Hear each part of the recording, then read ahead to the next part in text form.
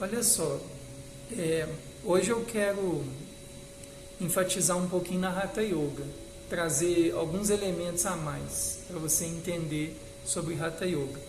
Eu vou pegar um trecho bem pequenininho aqui do Babaji e os 18 Siddhas, que é um livro que eu super recomendo os alunos iniciantes a lerem, que ele vai dar tem um pequeno parágrafo aqui falando da Hatha que eu quero comentar algumas coisas. O que é bom lembrar o seguinte: a Hatha, dentro dessa sadhana, né, dessa prática yogi de Babaji, a Hatha é o primeiro passo. Tanto é que toda aula a gente faz Hatha Yoga, Pranayama e meditação, né? Aí fala assim, ó: a Kriya Hatha Yoga é o ponto de partida do estudante de Kriya Yoga.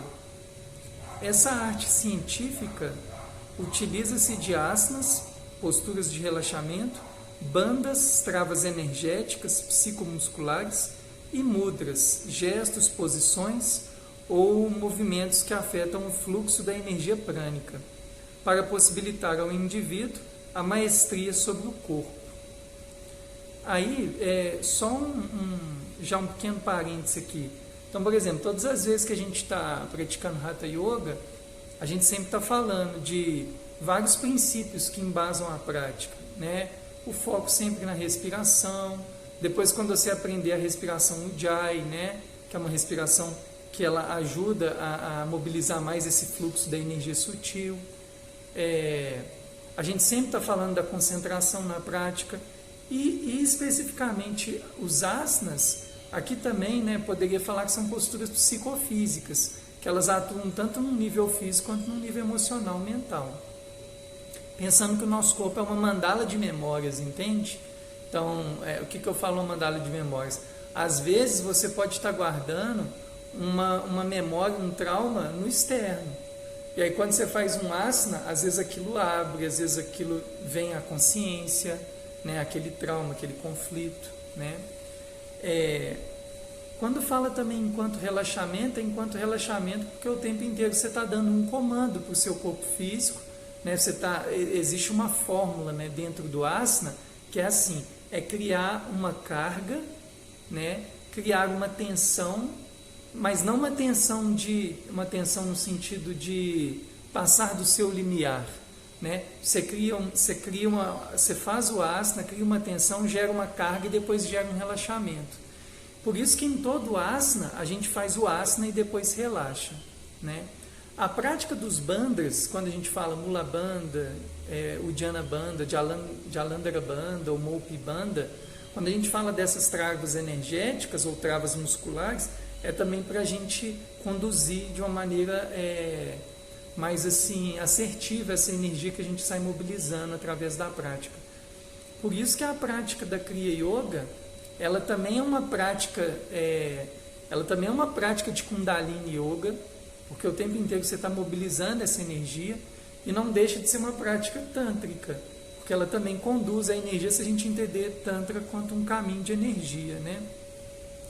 Outro ponto aqui que é importante, quando fala assim dos mudras, dos gestos, a gente fala muito de Chin Mudra, Jnana Mudra, né, na hora de meditar, mas a gente também fala, por exemplo, tem que lembrar que quando você instala um asana, ou você senta em meia lótus, 100 lótus ou lótus inteira, ou quando você arma um asana, ele não deixa de ser um mudra, ele não deixa de ser um gesto que fecha um circuito energético.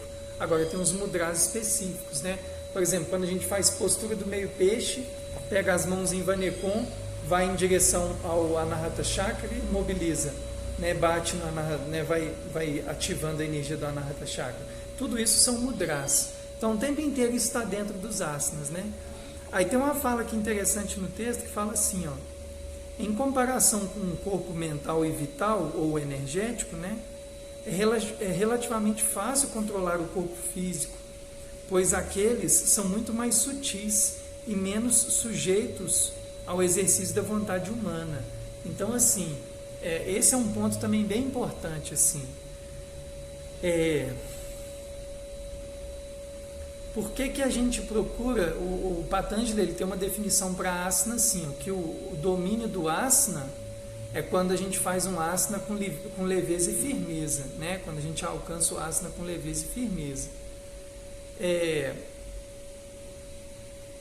O corpo ele é muito mais denso do que a mente, obviamente, né? Então, por mais que já dominar o corpo já é muito difícil, mas dominar a mente ainda é mais difícil. Então, essa questão é até uma questão que às vezes eu questiono. Eu vejo algumas práticas que começam com meditação e depois é fazer asana. Eu realmente não entendo esse raciocínio. Porque o raciocínio, para mim, o mais lógico, segue o Ashtanga de Patanjali, né? Você vai administrando o corpo, né? Mobilizando a energia do corpo, aquietando o corpo, para aí você conseguir aquietar a respiração e, consequentemente, conseguir aquietar a mente na meditação.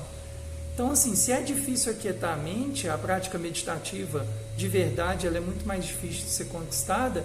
O corpo, que não é nada tão fácil, mas ele ainda assim é mais fácil do que a meditação, nesse sentido. Por isso que a gente vai começando aqui pelo mais denso, né? Então, essa que é a ideia que esse texto quer trazer também. Asanas, bandhas e mudras produzem um estado de relaxamento em todos os 5 planos de existência. Que 5 planos que é esse? Só lembrando, plano físico, plano energético, plano mental, plano das intuições ou Buda e plano espiritual. Isso é essa definição dentro da Kriya Yoga, né?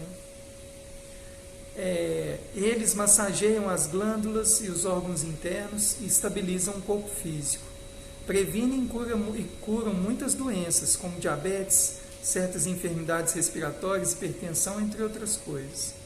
Bem como a instabilidade emocional.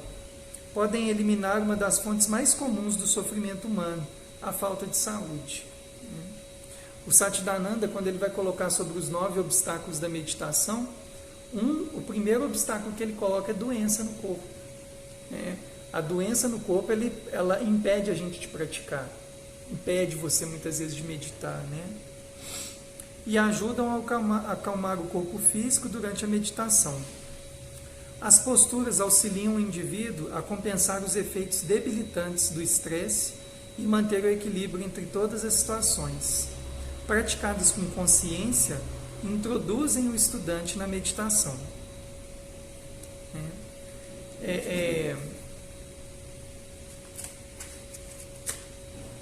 Tem uma fala do Patanjali que eu acho que ela é muito interessante também, né? Que quando a gente fica em lótus sentado, a posição de meditação, né? Essa posição ela também significa sentar com aquilo que é eterno. Eterno é o yoga, sua verdadeira natureza, né? Uma das coisas que distingue muito a yoga enquanto corrente filosófica, se você for pensar em outras tradições para trás, que também falam de yoga, mas não enquanto uma corrente onde se pratica também hatha, as posturas, né? Um ponto que é muito crucial é entender que muitas vezes a pessoa senta e não consegue ficar com aquilo que é eterno. Patanjali, ele deixa de maneira assim, bem clara, se você for ver nos versos, que ele fala, olha, a abhyasa seria o suficiente. Vairagya, desapegar. A gente senta, desapega e reconecta com a verdadeira essência. Só acontece que isso não acontece para a maioria. O joelho dói, o pescoço dói, o ombro dói, a cabeça dói, a emoção vem, etc. E é nesse momento que a yoga, enquanto corrente filosófica, entra com as práticas corporais, a Hatha Yoga, né, e outras tradições, justamente para mobilizar isso que está parado, entende? Então isso aqui foi só mais uma pequena ênfase sobre Hatha Yoga, você entendendo por que você sempre está fazendo ela antes de fazer pranayama e meditação.